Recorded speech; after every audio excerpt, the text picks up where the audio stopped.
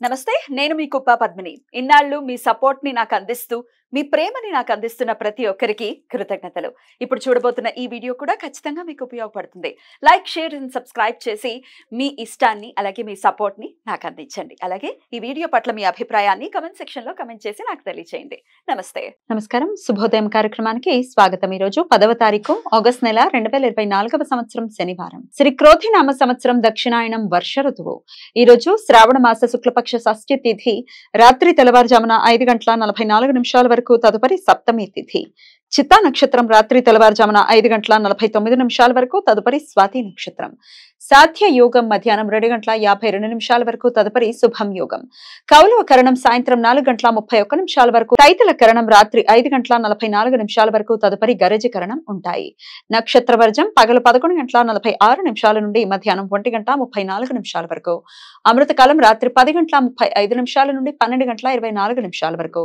హైదరాబాద్ ప్రాంతం వారికి సూర్యోదయం ఉదయం 5:58 సూర్యాస్తమయం సాయంత్రం 6:45 చంద్రోదయం ఉదయం 10:28 చంద్రాస్తమయం రాత్రి 10:21 అభిజిత్ ముహూర్తం ఉదయం 11:56 నుండి మధ్యాహ్నం 12:47 వరకు. దుర్ముహూర్తం ఉదయం 5:58 నుండి 7:40 వరకు. రాహుకాలం ఉదయం 9:10 నుండి 10:46 వరకు. గుళిక కాలం ఉదయం 5:58 నుండి 7:34 వరకు. యమగండం మధ్యాహ్నం 1:57 నుండి 3:33 వరకు. ఈ రోజు సిరియాల షష్ఠి వ్రతం. కుటుంబ ఆచారంగా ఈ వ్రతాన్ని ఆచరించే సాంప్రదాయం ఉన్నవారు మాత్రమే ఈ వేడుకను జరుపుకోవాలి. కఠోర శివభక్తుడు అయిన భక్త సిరియాలను గుర్తు చేసుకుంటూ శివుణ్ణి ఈ రోజు పూజిస్తారు. సిరియాలను భక్తికి, త్యాగానికి ప్రతీకగా భావిస్తారు. పరమ భక్తుడైన సిరియాల భక్తిని శివుడు పరీక్షించాలి అనుకుని యాచకుడు రూపంలో సిరియాల ఇంటికి వెళ్లి దానం అడుగుతాడు. అడిగినవన్నీ సిరియాల దానం చేస్తాడు. చివరికి యాచకుడు సిరియాల కుమారుడి ప్రాణాలను దానంగా కోరుకుంటాడు. సంకోచించకుండా సిరియాల తన కుమారుణ్ణి చంపి యాచకుడికి దానంగా ఇచ్చేస్తాడు. సిరియాల భక్తికి, త్యాగానికి మెచ్చిన శివుడు తన నిజ రూపంలో సిరియాల దంపతులకు దర్శనం ఇచ్చి వారి కుమారుణ్ణి బ్రతికించి ఆశీర్వదించాడు అని కథనం. ఈరోజు మగ సంతానం కలిగిన స్త్రీలు శివుడికి పరిపూర్ణ పూజలు చేసి అన్నంతో 5 రకాలుగా చేసిన పదార్థాలను శివుడికి నివేదన చేసి తమ కుమారులను ఒక పీట మీద కూర్చోబెట్టి హారతి ఇస్తారు. తదుపరి మగ సంతానం ఉన్న ముత్తైదువులను పేరంటానికి పిలిచి నివేదించిన పదార్థాలతో వారికి భోజనం పెడతారు. చివరిగా ముత్తైదువులు బయలుదేరుతూ పీట మీద కూర్చున్న పిల్లలను పేరుతో పిలుస్తారు. వారు వచ్చి పిలిచిన వారికి పాదాభివందనం చేసి వారి ఆశీస్సులు పొందటంతో వ్రతం ముగుస్తుంది.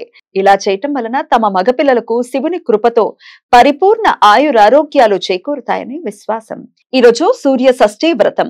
ప్రత్యక్ష సూర్యనారాయణ మూర్తిని పూజించటానికి పవిత్రమైన రోజు.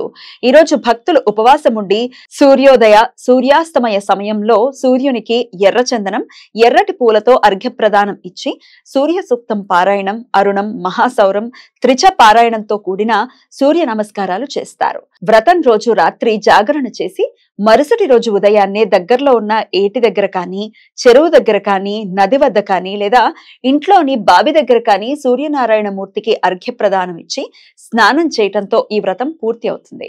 ఈ వ్రతం ఆచరించడం వలన అనారోగ్య పరిస్థితులను అధిగమించగలుగుతారు అని, ఉద్యోగ సమస్యలు తొలగిపోతాయని భక్తుల నమ్మకం.